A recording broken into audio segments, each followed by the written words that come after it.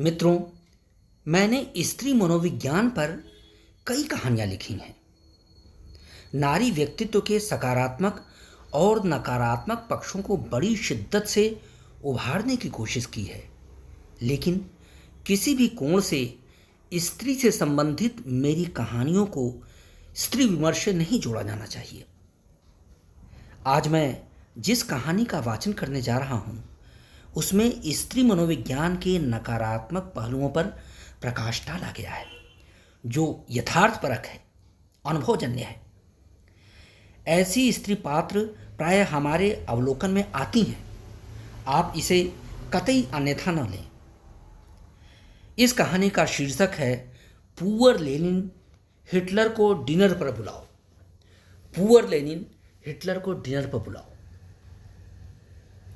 Red light पर घोंघे की चाल से ट्रैफिक के सरकने की वजह से मिसेज भंडारी की नाक पर बैठा गुस्सा उनकी जबान पर उतर आया।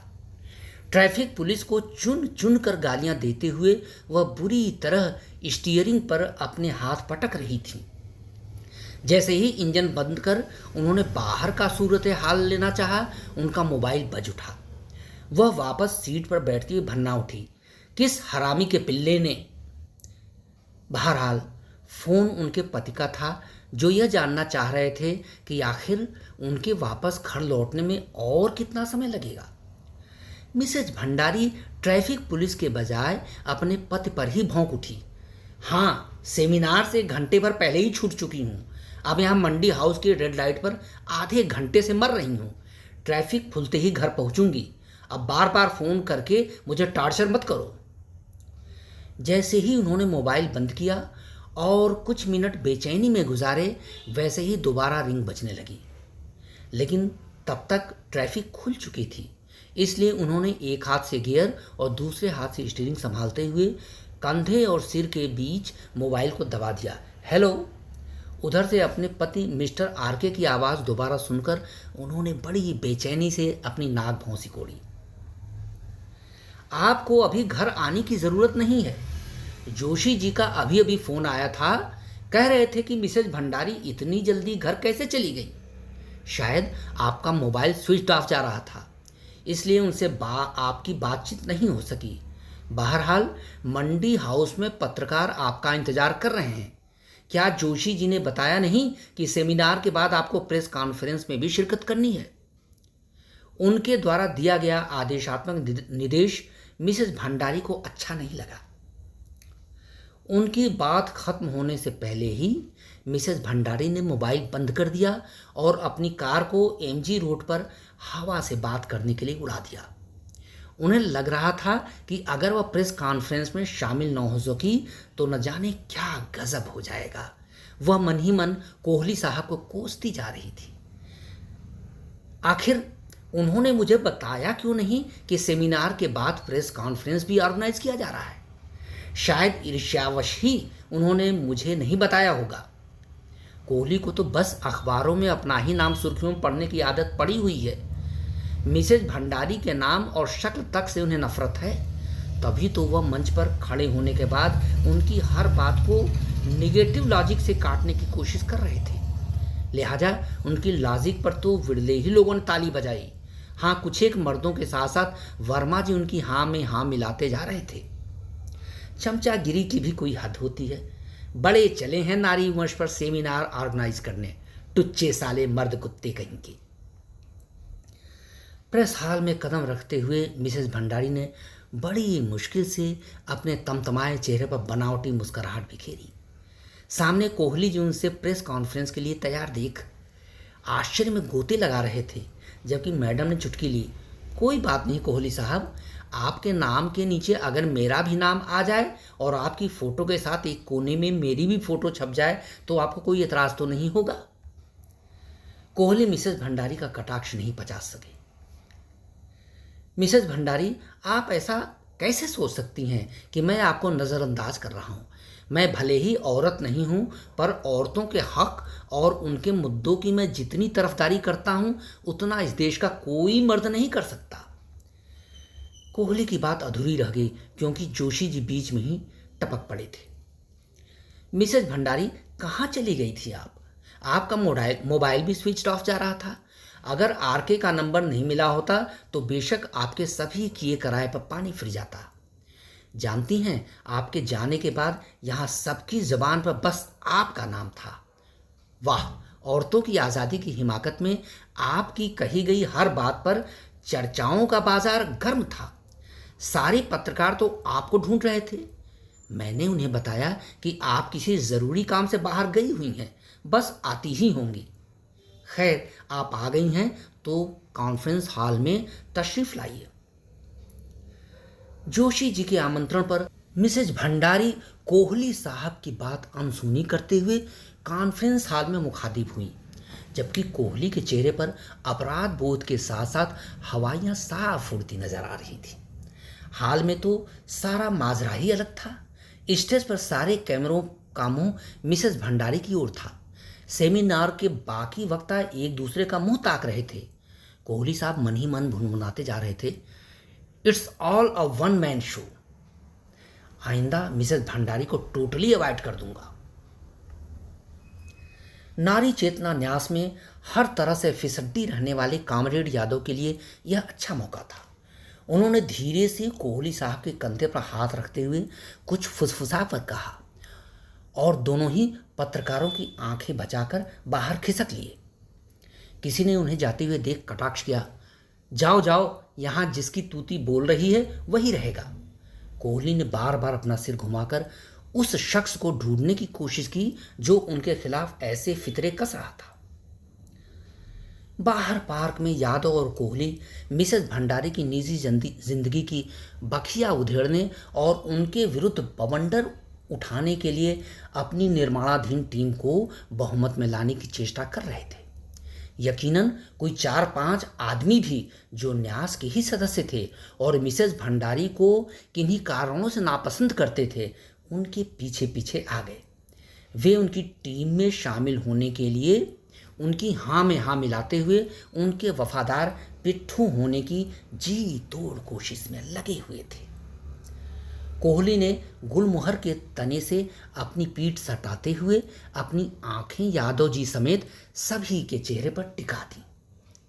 मिसेस भंडारी को औरतों के वेलफेयर से कुछ भी लेना देना नहीं है। वह तो नारी चेतना न्यास की सदस्य इसलिए बनी क्योंकि वह अपने शौहर की सताई हुई है। दरअसल उसकी मानसिकता मर्दों के खिलाफ है।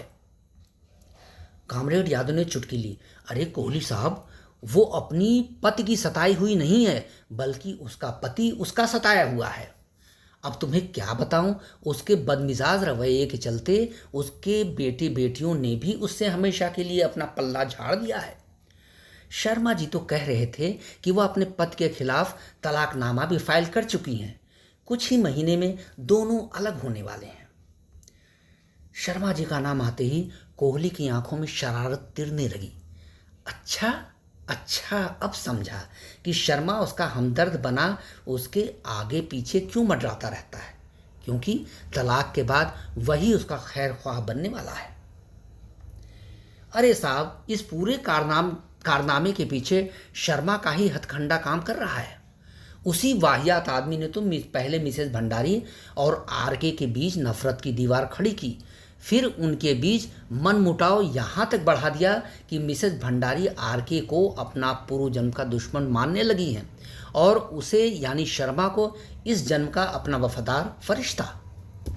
वही तो उसे खींचकर यहाँ नारी चेतना न्यास तक लेके आ रहा है। आखिर शर्मा है भी तो एफिमिनेट, आशिक मिजाज। कामरेड यादव मिसेस भंडारी की धज्जी धज्जी उड़ा देना चाह रहा था। यादव, मैंने तो सुन रखा है कि मिसेस भंडारी के दोनों बच्चे टेस्ट ट्यूब के जरिए पैदा हुए थे। कोहली ने माहौल सूंघते हुए आरके की नामर्दी का सनद पेश करने में हर शब्द को चबा चबा कर कहा। हाँ, तभी तो उसके दोगली नस्ल के बेटे बेटियों का मिजाज उनसे बिल्कुल नहीं मेल खाता। एक अंटापुर में तो दूसरा संटापुर में। सालों हो गए उन्हें आपस में मिले हुए। कहने को भंडारी दंपति पंडित है, लेकिन उनके कर्म इतने गिरे हुए हैं कि कुछ कहती हुए जबान लड़खड़ा जाती है। अब देखो, बेटा यहाँ से अमेरिका कुंवारा गया था और वहीं किसी अंग्रेज भंगिन से ब्याह रचा बैठा, माँ बाप को पूछा तक नहीं। यादव ने भंडारी के घर का सारा काला चिट्ठा ही खोल कर रख दिया। एक ऐसी औरत को नारी चेतना ट्रस्ट का मेंबर होने का कोई हक नहीं है जिसका कोई कैरेक्टर ही नहीं है। अरे, उसकी तो अपनी बेटी तक से नहीं बनी। बात बात में वो जुमला फेंकती है कि औरत ही औरत का दर्द जान सकती है, उसकी खैर ख्वाह हो सकती है, पर वह तो अपनी बेटी की ही गृहस्थी उजाड़ने पर तुल गई थी। अपने दामाद से कभी भी अपने बेटे की तरह पेश नहीं आई। She is an incestuous lady. तभी तो उसे उसके दामाद के साथ देखकर आरके का मुंह हमेशा फुटबॉल की तरह सूजा रहता था। कोहली के मुंह में घृणा से थूक भर आया। अब देखो, सेमिनार में औरतों के लिए इतनी आज़ादी की तरफदारी करना जितना कि पश्चिम के मर्द भी नहीं कर सकते हैं, किसी भी पत्रकार से अच्छा लगता है क्या? यादव उत्तेजित सा हो गया। वह खुद भी पब्लिक के सामने कैसे बहरूपिये की शक्ल में अतरंगी पोशाक में रूबरू होती है। अरे, औरत के हक के लिए लड़ाई लड़ने आई हो तो सामने औरत के रूप में आओ, औरत की तहजीब और दस्तूर का ख्याल रखो। अरे कोहली साहब, मिसेस भंडारी तो एकदम नंगी औरत है और दुनिया भर की औरतों को नंगी बनाने पर तुली हुई है। ठीक कहते हैं। उसकी गैर मौजूदगी में उसके लैपटॉप पर एक बार यूं ही मैंने माउस घुमाया तो मेरा जी मतला गया। अरे, मुझे आश्चर्य हुआ, उस पर लाइव ब्लू फिल्म चल रही थी। तौबा तौबा, नारी विमर्श पर इतने जोश खरोश से शिरकत करने वाली औरत की ऐसी फितरत। उसके पर्स को खोल कर देखो, उसमें किस्म किस्म के कंट्रासेप्टिव्स मिल जाएंगे, खास तौर से तब जबकि वो शर्मा के साथ कहीं जा रही हो, किसी बुद्धा गार्डन में या ताल कटोरा पार्क में। कोहली ने सीना चौड़ा करते हुए यादव की अधूरी रह गई बात पूरी की। इसी बीच उनकी बात में हाँ मिलाने वाले पांचों आदमी गेट से बाहर आती भीड़ को देख, जिसमें मिसेस भंडारी और सारे पत्रकार थे, अचानक जाने लगे तो कोहली और कामरेड यादव भी सिर के बाल खुजलाते हुए अलग अलग दिशाओं में बढ़ गए। जोशी जी ने आगे आगे तेज गति से दोनों को पकड़ लिया। अरे, आप लोग कहाँ गुम गए थे? कॉन्फ्रेंस हॉल में सारे पत्रकार मिसेस भंडारी के बारे में न्यास के वरिष्ठ सदस्यों की राय लेना चाह रहे थे। कोहली ने कहा, कोई बात नहीं, उनसे कह दो कि वे इंटरनेट चेक कर लेंगे। मैं अपनी राय सभी अखबारों में ईमेल कर दूंगा और फेसबुक पर भी डाल दूंगा। मैं भी। यादव ने भी कोहली के नक्शे कदम पर चलते हुए प्रतिक्रिया की। कोहली और यादव तेज कदमों से अपनी अपनी कारों की तरफ बढ़ गए। रात के कोई 11 बजे मिसेस भंडारी ने अपने घर में कदम रखा तो उनका पालतू कुत्ता हिटलर उनके पैरों से लिपटकर उनका जीन्स पैंट चाटने लगा। वह सीधे ड्राइंग रूम में दाखिल हुई, टेबल पर अपना पर्स फेंकते हुए। उन्हें ताज्जुब हुआ कि बेडरूम से आरके अपने बेटे मुसोलिनी से बातें कर रहे थे और उसके परसों अमेरिका से इंडिया लौटने के कार्यक्रम पर खुशी का इजहार कर रहे थे। मिसेस भंडारी ड्राइंग रूम से ही लगभग चीखती हुई बोल उठी, अरे ओ लेनिन, देखो मैं कितनी थक गई हूँ। मुसोलिनी से बातें बाद में करना, पहले मुझे पानी पिलाओ। वह अपने पति को आमतौर से लेनिन ही कहकर पुकारती हैं। दरअसल उन्होंने अपने परिवार के सदस्यों के नाम खास तौर से तानाशाहों के नाम पर रखे हैं, क्योंकि उन तानाशाहों के नाम से अपने घर के सदस्यों को पुकारकर उन्हें एक खास किस्म का सुकून मिले। कुछ पल बाद आरके गिलास लिए हाजिर हुए। डार्लिंग, आपका बेटा मुसोलिनी परसों घर आ रहा है। यह तो एक चमत्कार जैसा है। अभी 2 माह पहले ही तो वह यहाँ से स्टेट्स गया था। अब भला इतनी जल्दी जल्दी इंडिया आएगा तो उसके बजट का क्या होगा? कोई बात नहीं, अपना बेटा हमसे इतना प्यार करता है तो यह हमारे लिए कितनी अच्छी बात है। वरना विदेश जाकर वहाँ के ऐशो आराम में बच्चे तो अपने माँ बाप को भूल ही जाते हैं। मिसेस भंडारी ने पूरी तन्मयता से अपनी आवाज में मिठास खोलने का प्रयास किया। कह रहा था कि इस बार हम दोनों को भी कुछ समय के लिए अमेरिका ले जाएगा। आरके ने उनसे झिझकते हुए आंख मिलाई। अच्छा, ये बताओ मिस्टर लेनिन, आज क्या क्या किया? मिसेस भंडारी ने कड़क आवाज में बात बदलते हुए अपनी आंखें उन पर जमा दी। आरके ने बड़ी गहरी सांस ली, जैसे कि गहरी सांस लेने से उसकी सारी थकावट मिट जाएगी। मैडम, ऑफिस में बहुत थक गया था। टाइपिस्ट और स्टेनो को छोड़ सारे असिस्टेंट सीएल पर थे, सो खुद मैंने सारी फाइलों को नोटिंग ड्राफ्टिंग की और उन्हें प्रोसेस किया। स्टेनो ने डिक्टेशन लेने से मना कर दिया और टाइपिस्ट भी दोपहर बाद हाफ सीएल लेकर घर चला गया। क्या जमाना आ गया है। अफसर नाम का जीव अब सबॉर्डिनेट के तलवे चाटने लगा है। लिहाजा ऑफिस से घर लौटकर पहले मैंने किचन की सफाई की और बर्तन मांजे, फिर एक कप चाय बनाई और पी। उसके बाद ड्राइंग रूम से बेडरूम तक झाड़ू लगाया, गंदे कपड़े वॉशिंग मशीन में डाले और तुम्हारे कपड़ों पर इस्त्री की। कोई 8 बजे किचन में घुसा और मूली के पराठे और गोभी आलू की रस्सेदार सब्जी बनाई। उसके बाद मैंने आपको फ़ोन किया, तब आप ट्रैफिक में फंसी हुई थी। ईश्वर का शुक्रिया अदा करो कि जब आप मंडी हाउस से बहुत दूर नहीं गई थी कि तभी मुझे जोशी जी ने फ़ोन किया और उन्होंने तुरंत आपको पत्रकार सम्मेलन में बुलाया। आर के द्वारा एक सांस में दिए गए काम के ब्यौरे को सुनकर मिसेस भंडारी ने मुंह बिचकाया। डियर लेनिन, तुम कितने काहिल हो गए हो। मैंने सुबह जाते समय तुम्हें हिदायत दी थी कि तुम ऑफिस से लौटते ही घर के सभी पर्दे उतार कर साफ कर देना, लेकिन तुम्हें तो कुछ याद ही नहीं रहता। बिल्कुल कुंजहन हो गए हो, 60 से पहले ही सठिया गए हो। तुम्हारा मगज तो कुछ काम करता ही नहीं। अच्छा, जो कपड़े तुमने वॉशिंग मशीन में डाले हैं उन्हें साफ किया या नहीं? आरके ने बड़ी मायूसी से अपना सिर नकारात्मक मिलाया। No madam. मिसेस भंडारी अपना सिर पीटते हुए बिफर उठी। क्या करते हो लेनिन, एक अदद यह भी काम नहीं कर सके। अच्छा, हिटलर को भी न तो नहलाया न उसके बालों में कंघी की। बाहर जब वो मुझसे लिपट कर मेरा वेलकम कर रहा था तो उसके बदन से इतनी बदबू आ रही थी कि उसे प्यार करने का जी ही नहीं किया। उसे प्यार न करने का खौफ मुझे कितना हो रहा है यह तुम जैसे संवेदनशील आदमी को क्या पता। आर के बड़े अपराध बोध से अपना सिर झुकाकर कान खुजलाने लगे। ठीक है मैडम, कल से इस बात पर पूरा ध्यान रखूंगा। बेचैनी और तनाव से पीड़ित मिसेस भंडारी सिर पकड़कर सोफे पर पसर गई। आर के सोफे के नीचे पड़ी उनकी शूज ड्राइंग रूम के बाहर शू रैक में रखकर वापस आए और उनके सिरहाने बैठ गए। डार्लिंग, कहो तो सिर दर्द के लिए कोई एनाल्जेसिक दे दूं? उन्होंने पूरी हमदर्दी से उनका सिर सहलाया। नो, कोई एनाल्जेसिक नहीं, बस थोड़ा सा सिर दबा दो। उसके आदेश में निवेदन की बू तक नहीं थी। आरके ने पूरी तन्मयता से सिर दबाते हुए अपना मुंह उनके कान से सटा दिया। डार्लिंग, कुछ उखड़ी उखड़ी सी लग रही हो। आज दिन भर का प्रोग्राम कैसा रहा? कुछ खास नहीं रहा लेनिन, वह बुदबुदा कर रह गई। कहीं आज फिर आपको कोहली ने हर्ट तो नहीं किया? उस उल्लू के पट्टे को आपसे जलन होना स्वाभाविक है।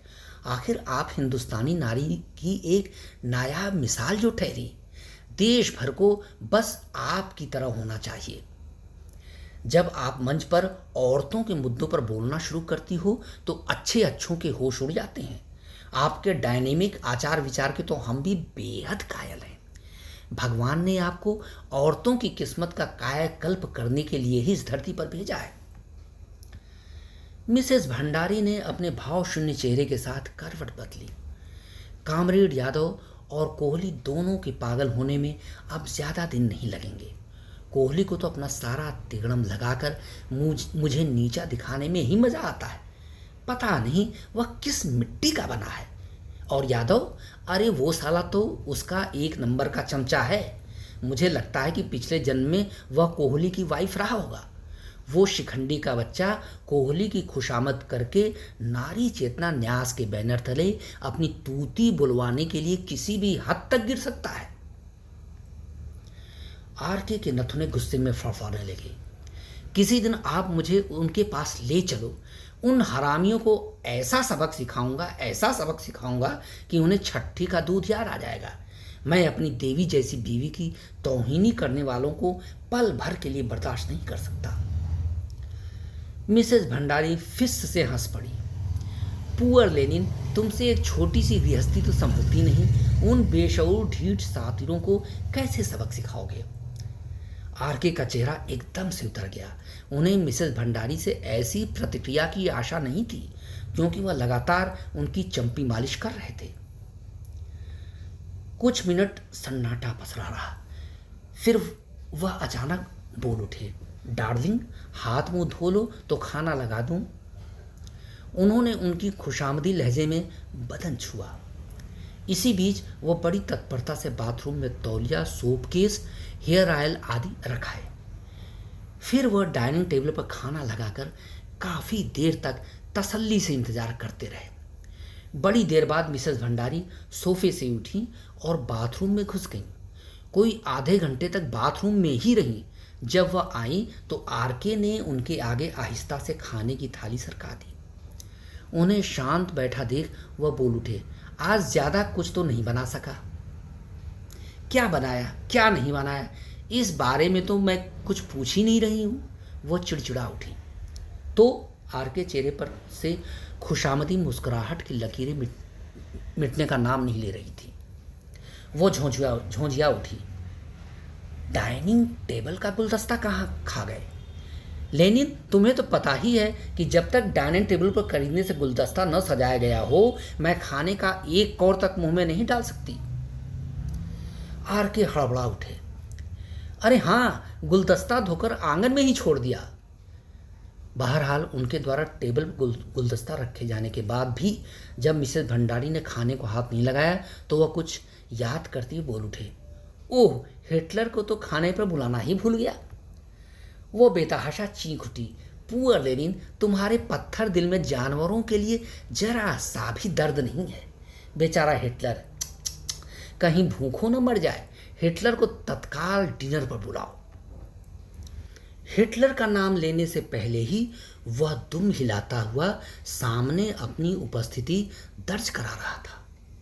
आरके की नज़रें जैसे ही हिटलर से मिली, अपराध बोध से उनका चेहरा मुरझा गया।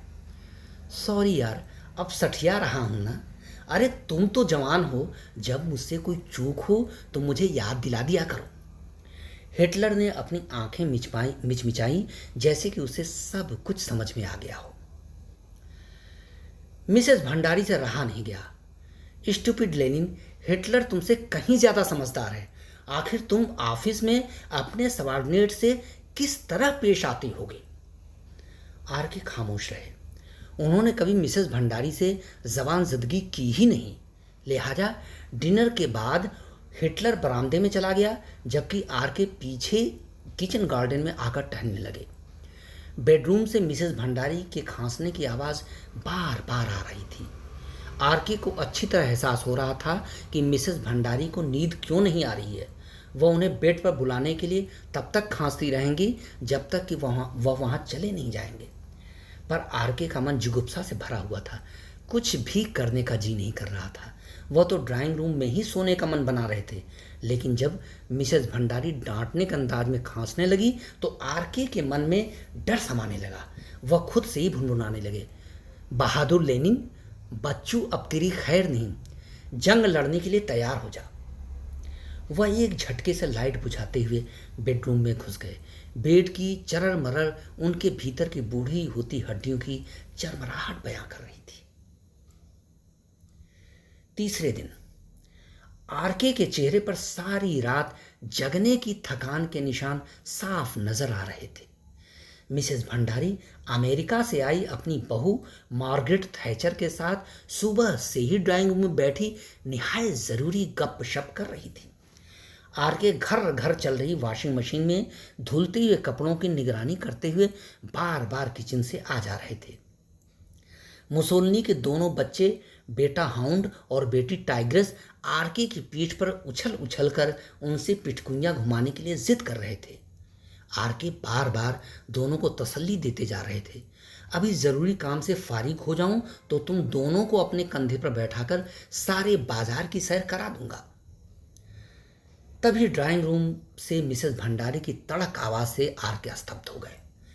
अरे लेनिन, अभी नाश्ते में और कितना टाइम लगेगा?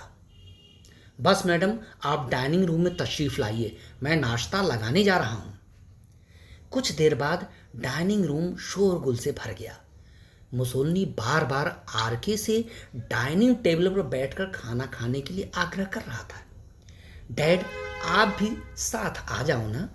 लेकिन आरके कहते जा रहे थे, आज तो मैं सीएल ले लूँगा, क्योंकि अभी तो मैडम को ताज पैलेस के लिए रुखसत करना है। मिसेस भंडारी की निगाहें आरके के साथ साथ टहल रही थी। आरके को देखते हुए वह बिल्कुल सहज नहीं हो पा रही थी। लेनिन, तुम्हें कोई सीएल वीएल लेकर मस्ती मारने की ज़रूरत नहीं है। पहले मेरा काम निपटाओ और कार से मुझे मेट्रो स्टेशन तक लिफ्ट दो और वापस आकर ऑफिस को निकलो। हाँ, ऑफिस जाते हुए मुसोलिनी, हाउंड और टाइग्रेस को भी साथ लेते जाना। अपने सबॉर्डिनेट को घुड़क देना कि वे तुम्हारे मेहमानों का ख्याल रखें, वरना मैं तुम्हारी सीआर खराब कर दूंगा। वे मेरे बच्चों को दिल्ली का सैर सपाटा करा देंगे और तब तक तुम वापस घर आकर रात के डिनर की तैयारी कर देना। आर के पल भर को सोचने के बाद गिड़गिड़ाने लगा, डार्लिंग, एक गुजारिश है, घर के काम के लिए एक फुल टाइम माहरी रख लो तो तुम्हारी और बढ़िया खिदमत हो जाएगी। अरे लेनिन, तुम मर्दों की फितरत में अच्छी तरह समझती हूँ। इधर मैं बाहर खून पसीना एक करूं और इधर तुम ऑफिस से शॉर्ट लीव लेकर घर में महरी के साथ गुलछर्रे उड़ाओ। मिसेस भंडारी गुस्से में चूर हुई जा रही थी। आरके झेंप गए। पल भर के लिए उन्होंने बहू मार्गरेट को देखा, फिर हंसते हुए खुद को संयत किया, ही, मैं तो यूं ही मजाक कर रहा था। मजाक भी सामने वाले की औकात देखकर किया जाता है। अच्छा, मेरे पर्स में कुछ 1500 के रुपए डाल दो। आज मेरे साथ मार्गरेट भी रहेगी। भले ही वह बिलायती लड़की है, लेकिन मुझे उसे आदर्श हिंदुस्तानी औरत के सारे गुर सिखाने हैं। आपने तो मेरी मुंह की बात छीन ली। अगर मार्गरेट जूनियर मिसेस भंडारी बन जाए तो इससे अच्छी बात क्या होगी। आरके मिसेस भंडारी के जाते जाते उन्हें खुश करने में कोई कसर बाकी नहीं छोड़ना चाहते थे। वह फिर बोल उठे, जब मैं किचन में रोटियां सेक रहा था तो उस नामुराद शर्मा का फोन आया था। पूछ रहा था कि आज मैडम का कहाँ अपॉइंटमेंट है। मैंने बता दिया कि आज ताज पैलेस में तलाक में पत्नियों की निर्दोषिता विषय पर मैडम बोलने वाली हैं। लेकिन तुम कितने भोले भाले इंसान हो, मेरे बारे में सभी को सब कुछ साफ साफ बता देते हो। यह भी नहीं सोचते कि इससे तुम्हारी बीवी के लिए खतरा भी पैदा हो सकता है। खैर, शर्मा जी तो अपने आदमी हैं, उनसे डरने की कोई बात नहीं है। लेकिन जब कोहली का फ़ोन आए तो उन्हें बता देना कि वे फिजूल में हमारे खिलाफ अफवाहें न फैलाएं। बेचारे शर्मा जी को भी वह नहीं बख्श रहे हैं।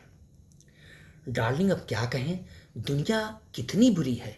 आखिर भले मानस लोग जाएं तो कहाँ जाएं। आरके उनके प्रति हमदर्दी जताते हुए कार की ओर बढ़ने लगे। कार का दरवाज़ा खोलकर उन्होंने पहले मैडम को लिफ्ट दी, फिर मार्गरेट थैचर को, फिर खुद आकर ड्राइविंग सीट पर बैठ गए। जैसे ही उन्होंने कार स्टार्ट की, उनका मोबाइल बज उठा। फ़ोन पर शर्मा जी थे। आरके, यहाँ ताज पैलेस में सेमिनार का सारा इंतजाम हो रखा है, मैडम को तत्काल यहाँ तक पहुँचने का बंदोबस्त कर दो। तभी मैडम का भी मोबाइल घनघना उठा। मैडम भंडारी, आपका सेमिनार कहाँ होने जा रहा है? यहाँ मैं कामरेड यादव के साथ ताज पैलेस के जीएम से पूछ चुका हूँ। ऐसा कोई भी कार्यक्रम यहाँ आज नहीं होने जा रहा है। उधर से कोहली बात कर रहे थे। कोहली की छानबीन पर मैडम झुंझला उठी। अरे उल्लू के पट्ठों, अब तुम्हें क्या बताऊं, यह सेमिनार बुद्धा गार्डन में होने जा रहा है, जहां बस मैं होंगी और शर्मा जी। मैडम गुस्से में क्या कह गई, इसका उन्हें खुद ख्याल नहीं रहा। गुस्से में उनके मुंह से सच बात फूट ही जाती है। पर आरके उन्हें टुकुर टुकुर देखते हुए ऐसी भाव भंगिमा बना रहे थे जैसे कि उन्होंने कुछ सुना ही नहीं, या सुना भी तो उन्हें कुछ समझ में नहीं आया। पर सच्चाई यह है कि जब मैडम बहुत गुस्से में उन्हें डांट पिलाती हैं तो उन्हें उनकी बात बिल्कुल सुनाई नहीं देती। वह नाक पर अपनी ऐनक एडजस्ट करते हुए बस उनका चेहरा देखते रह जाते हैं। मैडम की बात समाप्त होने के कुछ समय बाद आर के फुर्सत में उनसे पूछते हैं, मैडम उस वक्त आप नामुराद कोहली से क्या फरमा रही थी, जरा फिर से तो कहना। आर के, कभी तो अपनी जबान जबान पर लगाम दिया करो। बेवजह के बकवास में अपना सिर क्यों खपा रहे हो? उनकी घुड़की सुनकर आर के ने बड़ी मासूमियत से अपने सिर को अपने कंधों में गड़ा दिया। ही, कोई बात नहीं, कोई बात नहीं। बहरहाल नारी चेतना ट्रस्ट के शर्मा जी भंडारी दंपत के खिलाफ लाख अफवाहें फैलाते रहे। उनका दाम्पत्य जीवन खूब फल फूल रहा है, क्योंकि वे बने ही एक दूजे के लिए हैं। दोस्तों, है ना ये कहानी अत्यंत मनोरंजक और दिलचस्प? आपसे अनुरोध है कि आप इस कहानी को लाइक और सब्सक्राइब अवश्य कीजिएगा, शेयर भी कीजिएगा, साथ में अपनी समीक्षात्मक टिप्पणी भी देने से मत चूकिएगा। धन्यवाद।